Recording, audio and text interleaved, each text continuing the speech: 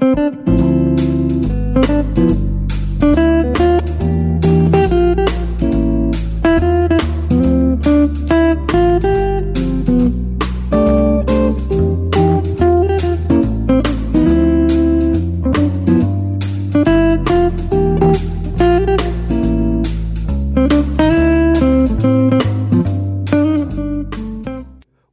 to the Living to 100 Club podcast. Here's our host, Dr. Joseph Cassiani. Well, hello to all of our listeners joining us today on our podcast. You're listening to one of our successful aging episodes this month on the Living to 100 Club program, and I'm your host, Joe Cassiani. On each program, our conversations educate and inspire, helping you get the best out of all the years we're given, regardless of what obstacles come our way. You can learn more about my club at my website. Be sure to take a look at my new training and activities manual, Better, Longer, and Happier, a guide to aging with purpose and positivity. It's a series of 12 modules in a card deck format for activities directors at senior living communities. Visit my website, living200.club/BLH. Now on to our program. On today's podcast, we learn about the exciting travel and learning opportunities found with Rhodes Scholar, the not-for-profit world leader in educational travel for older adults. We have as our guest Kelsey Perri, an experienced Rhodes Scholar and PR director for the organization. Approaching its 50th year anniversary in 2025, Rhodes Scholar hosts nearly 5,000 educational programs each year and brings its travelers to over 100 countries around the world, including the U.S. These group travel experiences are focused on learning about the destinations from local experts and promoting authentic cultural interaction for solo adventurers, couples, or friends and siblings traveling together. First, a little background. Kelsey has spent her career doing sales, marketing, and communications in the travel and hospitality industry. She's worked at Rhodes Scholar, the not-for-profit world leader in educational travel for older adults, since 2016 as a writer, social media manager, and PR professional. An active traveler herself, Kelsey caught the travel bug when studying abroad in Ireland. She holds a BA and an MFA in creative writing and lives in Providence with her husband and son. Kelsey, welcome to our program today. Thank you so much for having me. Great. I'm looking forward to learning more about Rhodes Scholar. I love the model.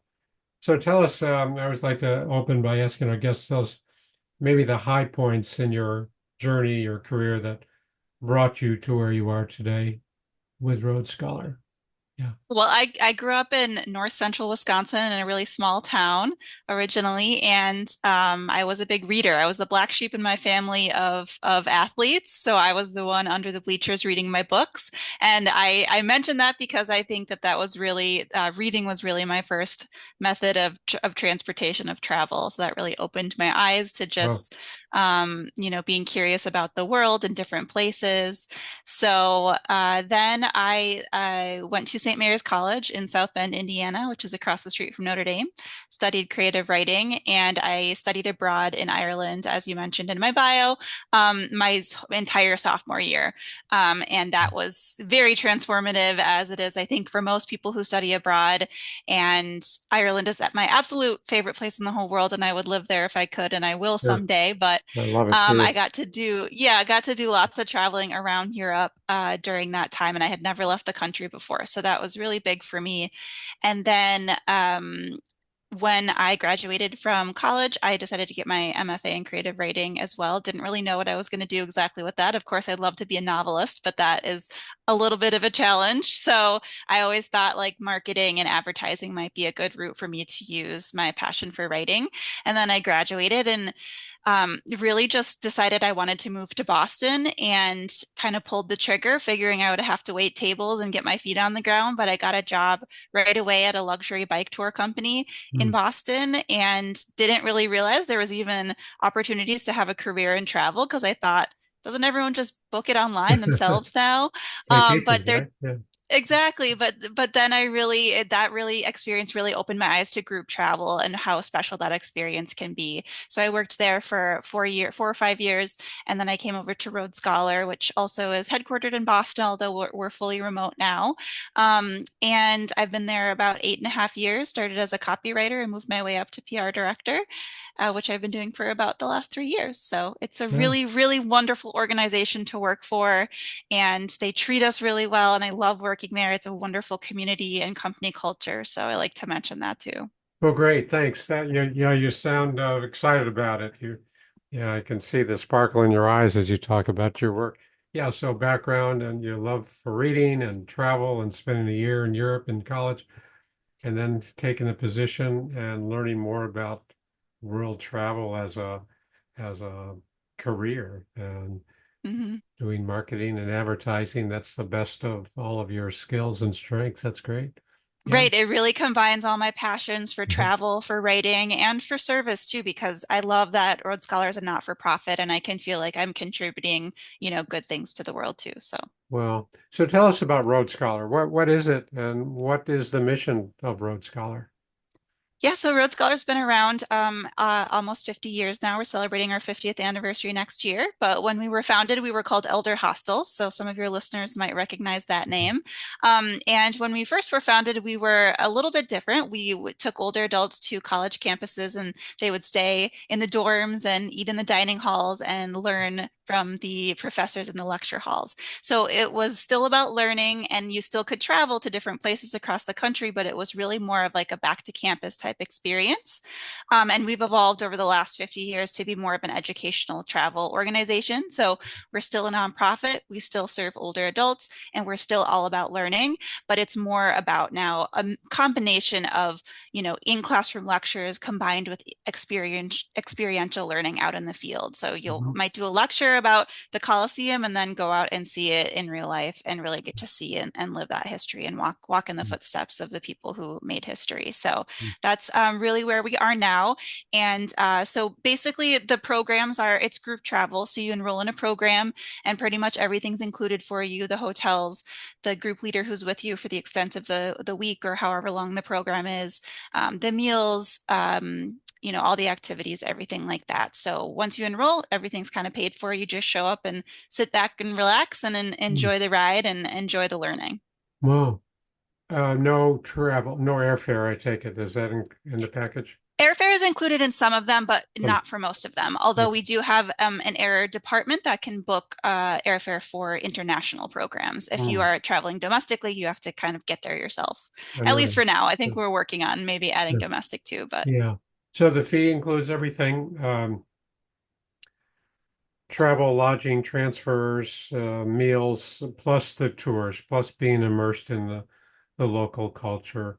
Is there a membership for a Rhodes Scholar, or is it just a single fee for your actual travel? right. No, nope, no membership, just whatever the cost of the program is. And, we have a breadth of programming that starts at, I think, $700, $800 for an in-person program for a week and goes up to our private jet program, which is thousands and thousands of Mm, dollars. So there really mm, is a huge range of prices. We also have a scholarship program. So we offer financial aid in the forms of scholarships and caregiver grants for full-time family caregivers. So we really mm. try to make our programs accessible to as many people as possible. Well, sure.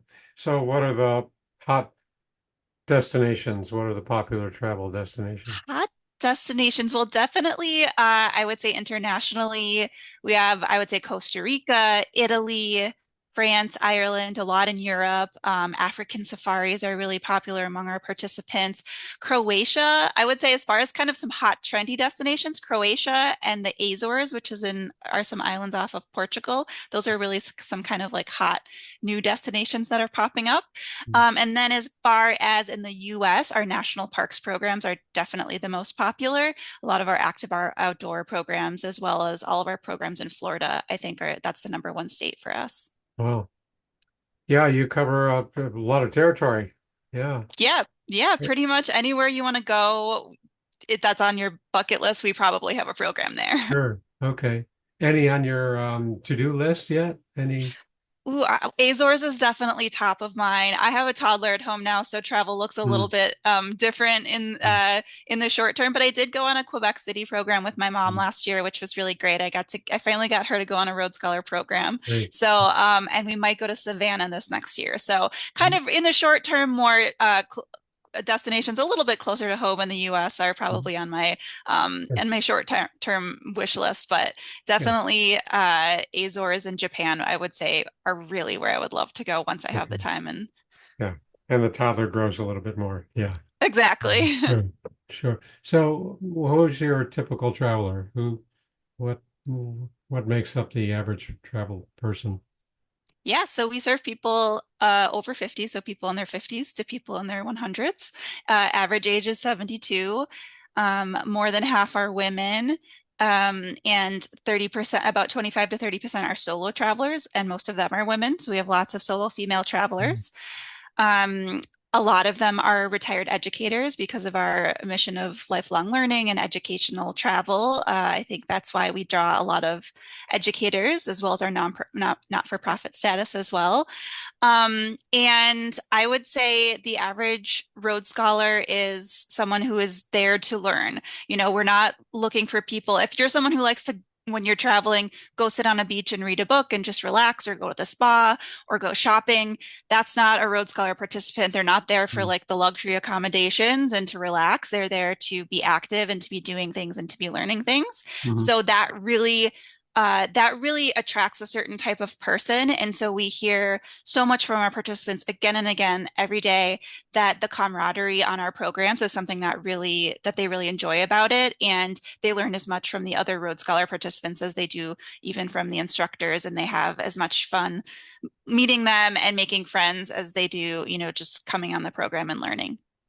Well, so why would I pick Rhodes Scholar if I want to travel to Europe, see the big cities? What's the incentive for me to do that? I mean, you talked about the benefits and the features, but how would you convince me to go through Rhodes Scholar instead of just doing everything on my own? Yeah, I mean, this is something I never thought I would be interested in group travel until I started working in it and until I experienced it myself, because I am like the spreadsheet planner who Yeah. gets enjoyment out of planning my trips as well. But I've found that, they're not better or worse, they're just very different. And I think there's a place for both of those in my life personally. And again, as the mother of a toddler now, the idea of having someone else take care of all the planning is just really really exciting and so Mhm. relaxing. So you may not be there to relax on a beach, but it's relaxing in that everything is taken care of for you and you can just be taken care of. And so that is something that I hear also from our participants that they really love about traveling with Road Mhm. Scholar. And I also think just, that again, back to that educational benefit, everything we do is about learning. And so you're not just going to go walk through Old Town Prague and look at the beautiful architecture, but you're going to learn about the architecture, learn about the historical sites and what happened there. And so that is something that is, you certainly could go just on walking tours and organize that yourself, but we give you access to both we take you to both the iconic sites that you don't want to miss, but also some of the hidden gems that only the, Mhm. the locals really know about. And we have a lot of those authentic, immersive experiences where you can go into an Italian family's home and cook a pasta with them and just really get to have an immersive experience that's really would be difficult to find on your own. Sure. Yeah, it's easy to read the travel books, right? But we don't know what the tourists don't know. Yeah. Right, Yeah. exactly. Yeah. And we do all that research. We know which hotels are going to be in a safe neighborhood and conveniently located. And you have the group leader who's with you the entire length of the program who takes care of all the logistical details. And if you lose your luggage or somebody gets injured or something, they're always there to kind of help too, which is just such a the peace of mind is really hard to put a price Mhm. tag on. Sure. Yeah, priceless. Yeah, so who are the local experts? Who are the people that are immersing the travelers into the local culture? Yeah, so you have a group leader who is that person that's with you the entire length of the trip and they take care of all the logistics, but they're also experts on the program and on the location that they're leading the programs. So they'll do some history and some cultural learning along the way. If you're on like a hiking program, that group leader will also be a hiking expert, but also they'll know about the flora and the fauna and the natural history of everything that you're learning as you walk through, Joshua Tree or Death Valley. And then, so that's the group leader. And then we also have what we call instructors who you'll meet along the way, and they are experts in whatever they are teaching you about. So that might be an academic professor. It might be a lobster fisherman. It might be a winemaker. So it's whoever really has the expertise in what that topic is that we want you to learn about in the area. So there's a mix of those. We refer to them all as faculty, but we have group leaders and then we have the instructors as well. Sure.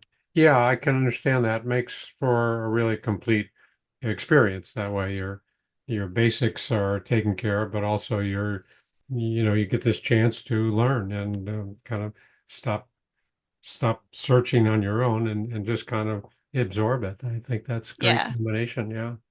Yeah. So no memberships, you say, and everything is inclusive in the package when you purchase. Can you give our listeners any idea what kind of percentage? Let's say you plan a trip to Europe and it's $5,000 and you're doing that travel on your own. Can you give us an idea how much more it would be? Would it be 20% more or 50% more? Between 10 to 20% more if you went with a commercial tour operator or if you went and traveled independently. But there's also those elements of, like we were talking about, those things that are priceless, like knowing that you have someone looking out for you. All of the tips and taxes are included, which you kind of sometimes can forget about, including for the group leaders. And we also include the Road Scholar Assurance Plan in all of our programs, which we find really important for the audience that we serve, the older demographic. So that is basically the medical side of travel insurance. So if you're traveling internationally, especially, that includes, if you were to get injured and you have to go to the hospital, that's included in the insurance, emergency medical evacuation, 24-hour emergency assistance, and things like that. So that's included in all of our programs and the price. So those kind of just having everything taken care of and the peace of mind are both things that are really hard to put a price on. That's right. Sure. So you said 10 to 20% above the 10 to 20% is what we say. It certainly depends on the trip and the destination, but no, real value. I can see that. I can see that.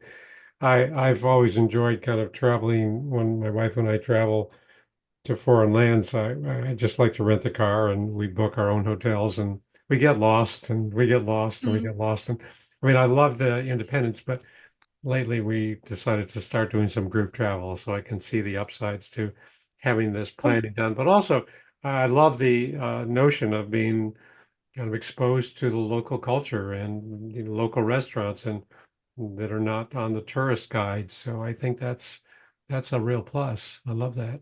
Yeah. And for some people that are a little nervous about, was group travel really for me? We do have some independent programs where they have a little bit more extra time built into it. So it kind of gives you a balance of being able to be with the group and then also have a little more independent time to explore on your own. And then the group leader will always give you ideas and recommendations on what to do during that free time. Well, yeah, great packages. I love that. And when we spoke earlier, you talked about the virtual travel opportunities. What's that about? Yeah, so we developed our virtual programming during the pandemic, as many organizations and companies were, to be able to continue to engage with and serve our participants, even though everybody was isolated and homebound.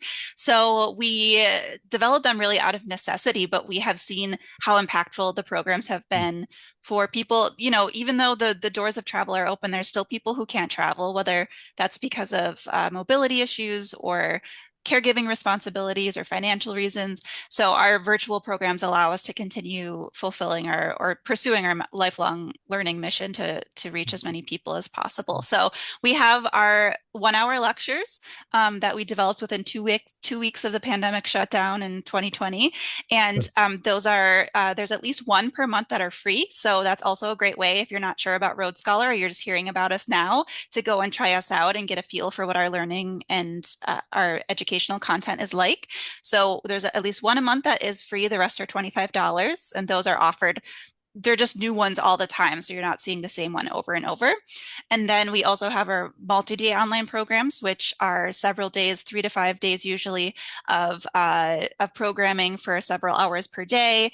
And for those, everybody we ask to have their camera on and be engaged. And you're learning from the same instructors that you would learn from if you were out in these destinations, whether it's from, you're talking about Easter Island or Antarctica or Italy. You're learning from the same people that you would learn from if you were on a program. So you're getting a lot of that same educational content. Everything is live, everything's interactive. You can ask questions of the instructor. We also try to incorporate that aspect of camaraderie and engagement by making sure we built in discussions among the participants so they can meet each other as well. And they're really wonderful experiences, and we've heard great things. They're great for people who can't travel, but even for people who do travel, it's kind of to supplement their travels, to try out a destination they're not sure about, to kind of revisit a destination that they've been to and they love, and they just want to kind of relive that. So they're really meant to recreate the travel experience as much as possible, without leaving home. Sure. So you're seeing the same sites and the same experiences as people who are actually on site who are local. Yes. Is Yeah. it So the there's a lot. same group? Is it the same, travel to Mallorca? Or, I mean, are people actually locally who kind of signed up with Road Scholar as well as virtual in the same experience? Oh, no, they're separate. So Okay. the virtual programs, everybody is at their computer, including the Okay. group leaders, and so they're doing live lectures. But they do virtual field trips where they'll go out, kind of like in Old Town Prague, and take the camera Mm. around, and you'll get like a walking tour of Mm. certain places. I see. Okay. Yeah, so that sounds like a great experience where you can immerse yourself virtually and kind of get shown a lot of the same sites as if you were actually traveling. Yeah. And Yeah. there's a fee for that, I take it? Yes, as I said, the virtual programs, we have at least one per month that is free. The Mhm. rest of them are $25. And Mm. then the multi-day programs are in the over 100, in the hundreds of dollars. It just Mhm. depends on the program. Mhm. And we do have scholarships for those as well. Sure. Yeah, that's great. Now, you also told me about the grandparent to grandchild program. What's that about? Yeah. Yeah, that's really unique. When I started working at Road Scholar, that was something that really caught my eye and I just thought was so remarkable. We do family programs, which is, all three generations, grandparents and their kids and their grandkids. But what's really unique are the grandparent programs. And in the travel industry, they're sometimes referred to as skip gen. So that's Mm. just the grandparents and the grandkids traveling together. And those are just really special experiences for grandparents to be able to share their love of learning, their love of travel and culture with their grandkids. There's a lot of them are kind of outdoor activity programs. So if grandparents really love biking or kayaking, they can share some of those loves with their grandkids as well.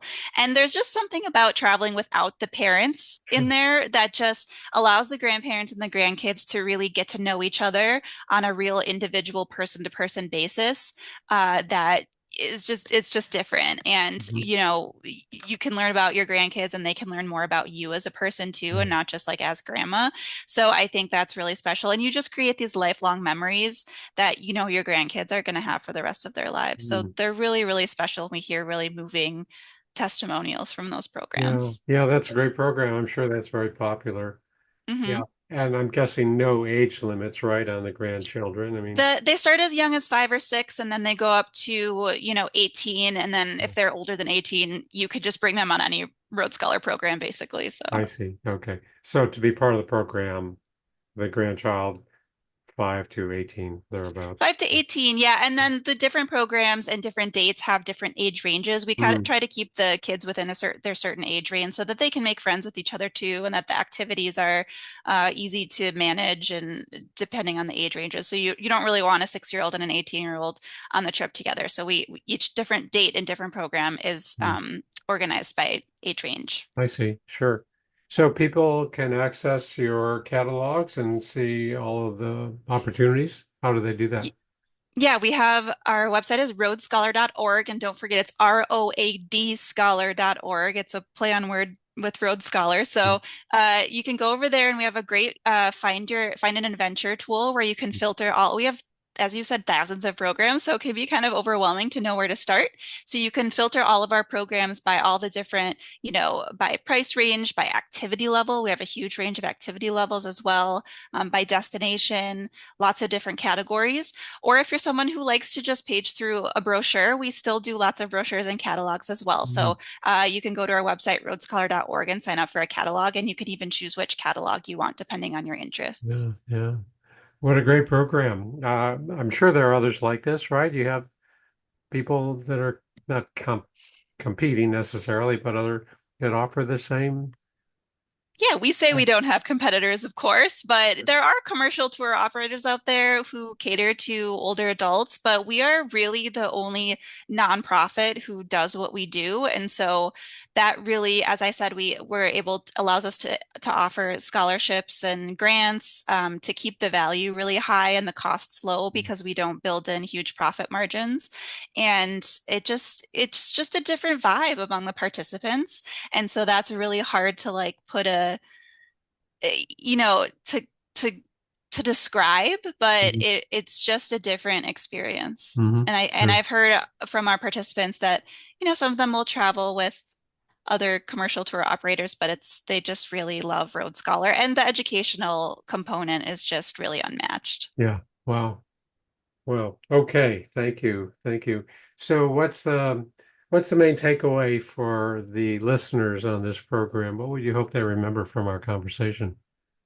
I just hope that your listeners walk away inspired to travel the world, to get out there, and just try something different. If group travel or Road Scholar would be new and different to you, we also hear so often, especially if there's any solo travelers out there listening, any solo agers that who Mhm. live alone, or even we found last year that 60% of our solo travelers are actually married people who travel without their spouses. Mhm. So there's a lot of people whose spouses may not be interested in travel, but they are, and they don't let that hold them back. They get out there and they see the world, and Road Scholar is a great way to do that if you're traveling solo. So especially for those solo travelers out there who are a little bit hesitant to go kind of, take that leap and go on your own, Road Scholar is a really great option for those people, whether like I said, whether you're married or single or widowed.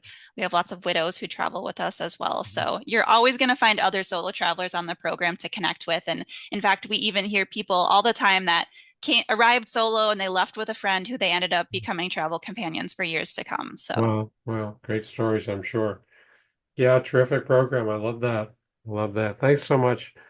where Looks would like, you go, Joe? Where would you go? What's next on your list? oh, well, we're traveling coincidentally to Europe in a couple of weeks.